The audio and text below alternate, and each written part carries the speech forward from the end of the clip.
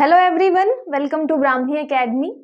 आज से हम श्री गणेश कर रहे हैं एमपीपीएससी प्रीलिम्स 2024 के पहले यूनिट का, जो आपके नए टॉपिक ऐड हुए हैं। ठीक है, तो आज का जो हमारा टॉपिक रहेगा, हम आज से शुरू करेंगे सारी चीजें, जितने भी आपके टॉपिक ऐड हुए हैं यूनिट फर्स्ट में, जितने भी छोटे छोटे टॉपिक हैं, हम सारी चीजें कवर करेंगे। मैं आपको ये यूट्यूब में ही कवर कराऊंगी, तो आपको चिंता करने की जरूरत है नहीं कि इसके लिए मतलब पेड बैच लेना पड़ेगा या ऐसा कुछ रहेगा। इसके लिए बिल्कुल कुछ नहीं करना पड़ेगा, आपको सिर्फ यूट्यूब में सारी चीजें क्या करनी है, एक तरफ से फॉलो करनी है। जो आपके पास चीजें नहीं है, जो एक्स्ट्रा आपको फैक्ट मिल रहे हैं, उनको लिखना है, शुरू से लेके लास्ट तक अच्छे से समझना है और बस अपनी तैयारी करनी है। इसके लिए अगर आपको पीडीएफ की जरूरत पड़ती है तो आप टेलीग्राम चैनल ज्वाइन कर लीजिए ब्राह्मी एकेडमी का, जहां पे आपको पीडीएफ भी मिल जाया करेंगे। ठीक है, तो इसके लिए आपको चिंता करने की कोई जरूरत नहीं है कि ये टॉपिक हम कैसे कंप्लीट करेंगे। इसमें हम सारी चीजें देखेंगे शुरू से लेके लास्ट तक, जितने भी एक एक टॉपिक हैं सारे।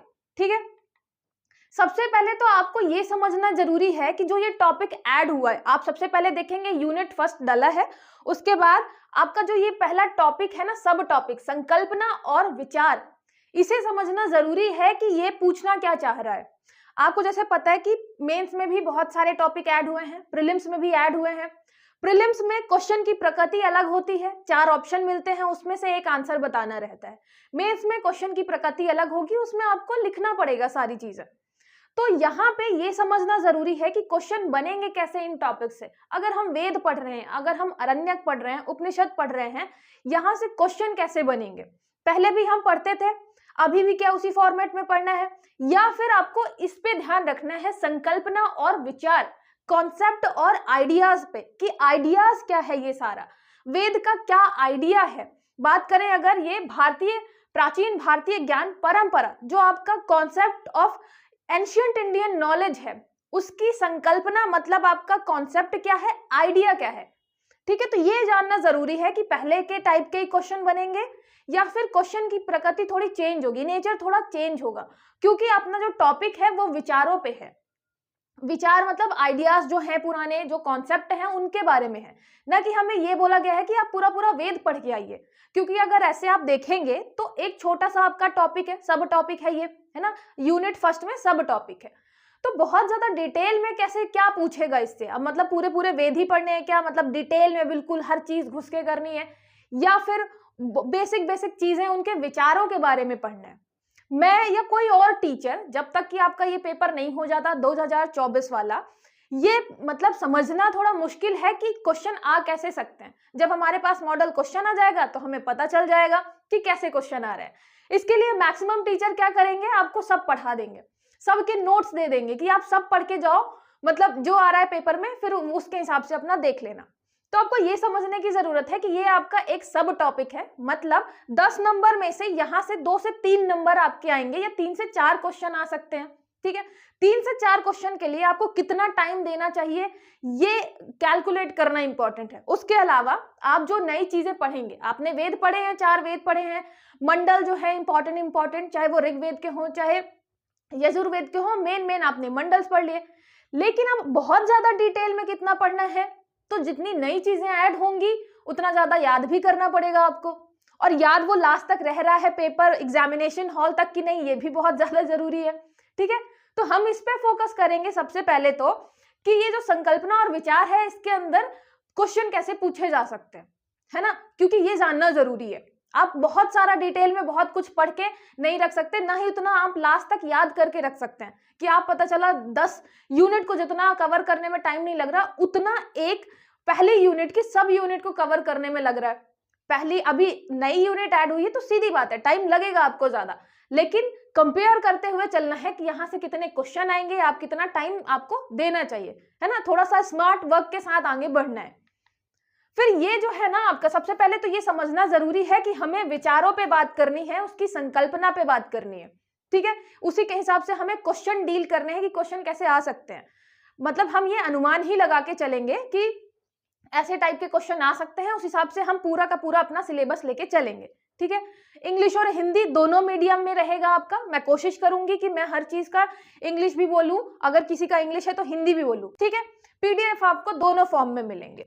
यहाँ पे अगर हम बात करें प्राचीन भारतीय ज्ञान परंपरा की, तो हमें सबसे पहले तो ये जानना है कि ये किस चीज की बात कर रहे हैं हम। पहला टॉपिक जो है आपका यहीं से स्टार्ट होता है, प्राचीन भारतीय ज्ञान परंपरा। आपका जो एंशियंट इंडियन नॉलेज है उसके बारे में हमें बताना है, ठीक है। तो एंशियंट इंडियन नॉलेज आपका जो है उसमें आप क्या क्या चीजें पढ़ेंगे। जैसे हमें पता है, हम उस टाइम पे आर्यभट्ट के बारे में पढ़ते हैं, हम सुश्रुत जी के बारे में पढ़ते हैं, हम पतंजलि के योग के बारे में पढ़ते हैं, वराहमिहिर जी के बारे में पढ़ते हैं, वेदों के बारे में पढ़ते हैं, ठीक है। तो ये हमारा क्या है, प्राचीन ज्ञान है, जिसमें ये सारे हम सब्जेक्ट पढ़ते हैं उसमें, ठीक है। और आप देखेंगे मेंस में या प्रीलिम्स में कहीं ना कहीं ये टॉपिक आपको मिलेंगे, है ना। आर्यभट्ट, वराहमिहिर, इनके बारे में आपको मेंस में सीधे सीधे लिखा हुआ है कि इनके बारे में पूछा जाएगा, ठीक है। योग के बारे में, आप आयुर्वेद के बारे में देखेंगे कि आपको डिटेल में पढ़ना है, मेंस में आपको वो टॉपिक मिलेगा, ठीक है। तो ये जो आपका टॉपिक है प्राचीन भारतीय ज्ञान परंपरा, तो ये देखना है कि जो प्राचीन भारतीय ज्ञान था उसके बारे में हमें पढ़ना है सारी चीजें, ठीक है। अभी सबसे पहले तो यही दिमाग में क्वेश्चन आता है कि ये टॉपिक क्यों, है ना, अभी क्यों। बहुत सारे टीचर आपको बताएंगे कि अभी तक मतलब जो आपका एजुकेशन सिस्टम था या पद्धति जो चली आ रही थी उसमें हम इंग्लिश का मतलब थोड़ा ना मतलब जो आपके ब्रिटिशर्स थे उनका कहीं ना कहीं फॉलो कर रहे थे, है ना। अब हमें अपने इंडिया के बारे में ज्यादा पढ़ना है। तो ये चीजें तो कमीशन कब का कर सकता था, है ना। पहले भी तो कमीशन अभी 2020 में चेंज किया ना उसने सिलेबस, तब भी तो चेंज कर सकता था, उसके पास इतना टाइम है, हम पहले भी सारी चीजें कर सकते थे, अभी ही क्यों है। तो उसके लिए आपको ये समझना जरूरी है कि जो हमारी करंट गवर्नमेंट है, आप देखेंगे इंटरनेशनल लेवल पे, नेशनल लेवल पे वो अपने कल्चर को प्रमोट कर रही है बहुत ज्यादा, है ना। चाहे आप वो अयोध्या मंदिर को लेकर देखें या किसी और चीज को लेकर देखें। मोदी जी ने क्या किया है, अभी इंटरनेशनल योगा डे मनाने लग गए, हम योग को इतना ज्यादा प्रमोट कर दिया। तो हमारी जो गवर्नमेंट क्या कर रही है, बहुत ज्यादा प्रमोट कर रही है इंडियन कल्चर को। और आपको कहाँ जाके काम करना है, गवर्नमेंट में, एडमिनिस्ट्रेशन में ही आप जा रहे हैं। तो आपको ये समझना जरूरी है कि हमारा एंशियंट जो कल्चर था, नॉलेज था, भारतीय ज्ञान था, वो क्या था। तो आपको इसीलिए सारी चीजें हम पढ़ा रहे हैं, ठीक है। मतलब कमीशन ने अभी ऐड कर ली कि आप ये सारी चीजें डिटेल में पढ़ो, क्योंकि आपको उन्हीं सारी चीजों को इंप्लीमेंट करना है अच्छे से, ठीक है। उसके अलावा जो आपका नेशनल एजुकेशन पॉलिसी है 2020, जो नई शिक्षा नीति है, उसमें भी आप देखेंगे कि बहुत सारी चीजें हम उसमें भी प्रमोट कर रहे हैं इंडियन कल्चर को। इंडियन कल्चर को हम इसलिए भी प्रमोट कर रहे हैं कि वो सिर्फ इस पे फोकस नहीं करता कि आपके बहुत अच्छे परसेंटेज आए, आपके पास बहुत ज्यादा मतलब हर सब्जेक्ट का आपके पास क्या आ गया है, नॉलेज आ गया है।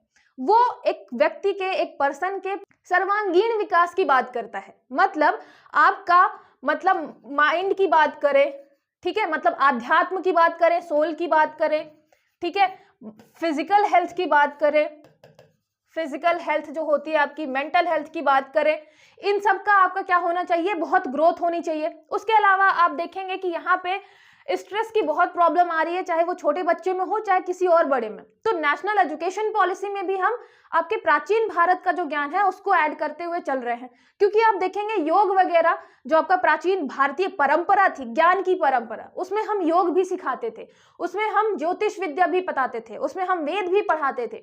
मतलब एक जो आपका स्टूडेंट था उसको हर चीज हम सिखाते थे जिससे उसके अंदर नैतिकता आए, नैतिकता का विकास हो, एथिकल वैल्यूज आए। उसके अलावा वो अपनी संस्कृति के, अपनी प्रथा, परंपरा, इन सब चीजों को प्रमोट करे।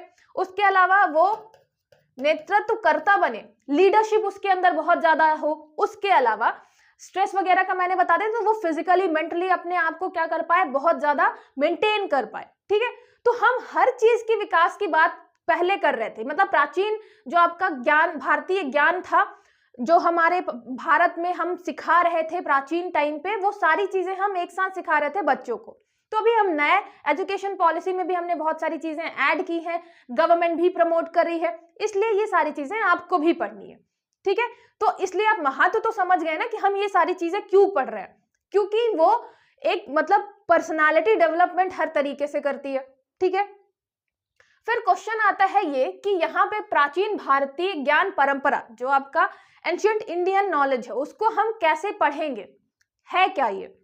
तो सबसे पहले ये कि ये प्राचीन मतलब जो आपका है पुराना, भारतीय ज्ञान मतलब आपके जो भारत में ज्ञान था, पुराना भारतीय ज्ञान जो नॉलेज था उस टाइम पे, उसकी जो परंपरा चली आ रही थी उसकी बात करते हैं ये, ठीक है। जो उसका ट्रेडिशन चला आ रहा था हम उसकी बात करते हैं। तो ये था क्या, ट्रेडिशन चला क्या आ रहा था, मतलब प्राचीन भारत में कौन सा ट्रेडिशन चल रहा था ज्ञान से संबंधित। तो आप देखेंगे कि यहाँ पे मेनली दो चीजें थी। एक तो आपका था वैदिक शिक्षा। वैदिक शिक्षा, हम जो शिक्षा दे रहे थे प्राचीन भारत में वो दो चीजों पे थी, एक तो वैदिक शिक्षा था और एक आपका बौद्ध शिक्षा था।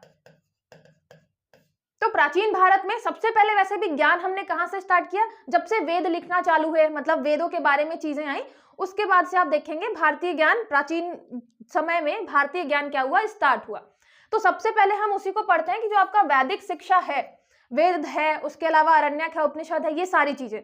तो वैदिक शिक्षा जो है एक तो एंशिएंट इंडिया में वो इंक्लूड होती है। एंशिएंट इंडिया की जब बात करेंगे, शिक्षा की बात करेंगे, तो एक वैदिक शिक्षा इंक्लूड होगी और दूसरी इंक्लूड होगी आपकी बौद्ध शिक्षा, ठीक है। फिर वैदिक शिक्षा में क्या होता था, वैदिक शिक्षा में आप देखेंगे कि दो टाइप से शिक्षाएं दी जाती थी। एक तो होती थी आपकी प्रारंभिक शिक्षा, प्रारंभिक शिक्षा, एक होती थी आपकी उच्च शिक्षा,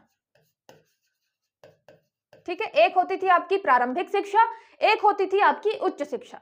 प्रारंभिक शिक्षा के बारे में देखेंगे तो प्रारंभिक शिक्षा जो है वो कहां से स्टार्ट होती थी, घर से स्टार्ट होती थी। मतलब जो घर के लोग होते हैं वो जो आपको प्रारंभिक शिक्षा मतलब एक बच्चे को देंगे वो होगी प्रारंभिक शिक्षा। ये कब से स्टार्ट होती थी, तो ये 5 वर्ष से स्टार्ट होती थी और इसके लिए एक संस्कार होता था। कौन सा, इसका संस्कार कहलाता था विद्यारंभ संस्कार। मतलब इसीलिए आप देखेंगे कि हमें शिक्षा के साथ साथ यहाँ पे संस्कार भी चल रहे हैं, तो संस्कार वगैरह भी आपको पढ़ने हैं, क्योंकि हर एक संस्कार हमारे शिक्षा से रिलेटेड था, हमारे खुद के व्यक्तिगत ग्रोथ जो होता है, पर्सनल डेवलपमेंट से रिलेटेड था, ठीक है। मतलब हम सिर्फ ये धर्म की बात नहीं कर रहे थे, यहाँ पे धर्म और विज्ञान दोनों साथ साथ चल रहा था, ठीक है। तो ये आपका विद्यारंभ जो संस्कार है 5 साल में दिया जाता था और वहां से प्रारंभिक शिक्षा स्टार्ट की जाती थी एक बालक की, ठीक है, छोटे से बच्चे की। फिर उसके बाद आता है उच्च शिक्षा। उच्च शिक्षा के लिए गुरुकुल जाते थे, आपको पता है गुरुकुल सिस्टम हमारे यहाँ चलता था। तो गुरुकुल जाते थे बच्चे, कब जाते थे, याद रखिएगा, ब्राह्मण, क्षत्रिय, वैश्य, ये तीनों जो आपके वर्ण थे उनको मतलब जाना होता था गुरुकुल, शूद्रों को अलाउड नहीं था। उसके लिए ब्राह्मणों की जो एज थी, ब्राह्मण की एज थी, ये लगभग आपकी थी 8 साल। जो आपके क्षत्रिय हैं उनकी एज थी लगभग 10 साल और जो आपके शूद्र हैं उनकी एज थी लगभग 11 से 12 साल। इतनी एज में इन्हें क्या हो जाना होता था, गुरुकुल जाके उच्च शिक्षा ग्रहण करनी होती थी। और उसके लिए भी एक संस्कार होता था, उपनयन संस्कार। उपनयन संस्कार होता था और फिर ये जाते थे कहाँ पे, गुरुकुल में जाते थे उच्च शिक्षा लेने के लिए।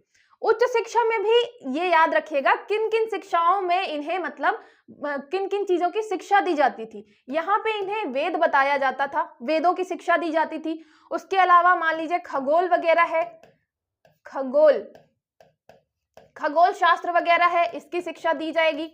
उसके अलावा आप देखेंगे योग वगैरह की शिक्षा दी जाएगी और अगर ये चूज करना चाहे और कोई सब्जेक्ट तो वो भी कर सकते थे, ठीक है। तो यहाँ पे आप देखेंगे उच्च शिक्षा में डेवलपमेंट हो रहा है, पर्सनालिटी डेवलपमेंट, हर चीजें उनको बताई जा रही हैं। आप योग भी करेंगे, गुरुकुल जाके आप हर चीज सीखेंगे।